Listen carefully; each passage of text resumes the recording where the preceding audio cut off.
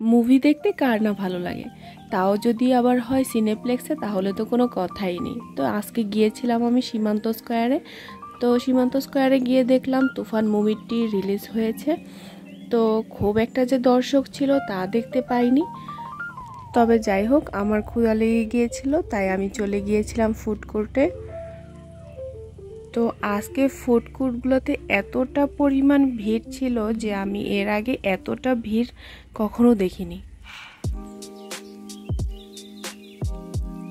Food কোর্টগুলোতে অনেকগুলোই food stall রয়েছে, তো আমি কোনটা রেখে কোনটা খাবো বুঝতেই পারছিলাম না।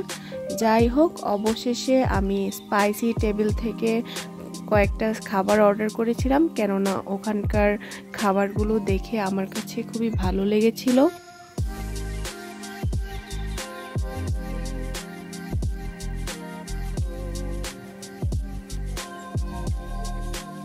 তো এই স্টলটার পাশেও আরেকটা স্টল রয়েছে, যেটার মধ্যে ওরা স্যালাড বিক্রি করছিল, যেটা প্রতি গ্রাম অনুযায়ী বিক্রি হয়। তুমি কোনটা থেকে কোনটা খাবে সেটা ওরা একটা বোলে করে সার্ভ করে, এবং প্রতি গ্রাম অনুযায়ী ওরা এটা দিয়ে থাকে।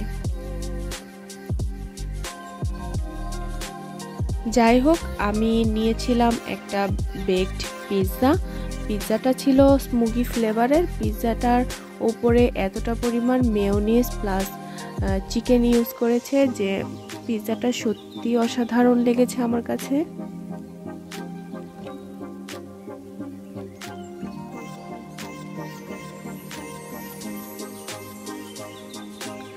তারপর নিয়েছিলাম আমি একটা নাচোস। নাচোসটার কথা আমি কি বলবো, এটা আমার সত্যি খুব একটা ভালো লাগেনি, কেননা এর চাইতেও অনেক ভালো নাচোস আমি বসুন্ধরায় খেয়েছিলাম। এটা এভারেস্ট ছিল। তারপরে সবশেষে আমি নিয়েছিলাম একটা বাবল টি। বাবল টিটা কোল্ড ছিল, আমার কাছে খেতে খুবই ভালো লেগেছিল। তো যাই হোক ভিডিওটা যদি তোমাদের ভালো লেগে থাকে তাহলে অবশ্যই লাইক কমেন্ট করে পাশে থেকো, এবং তোমরাও চাইলে ঘুরে আসতে পারো সীমান্ত স্কোয়ার থেকে। Thanks for watching.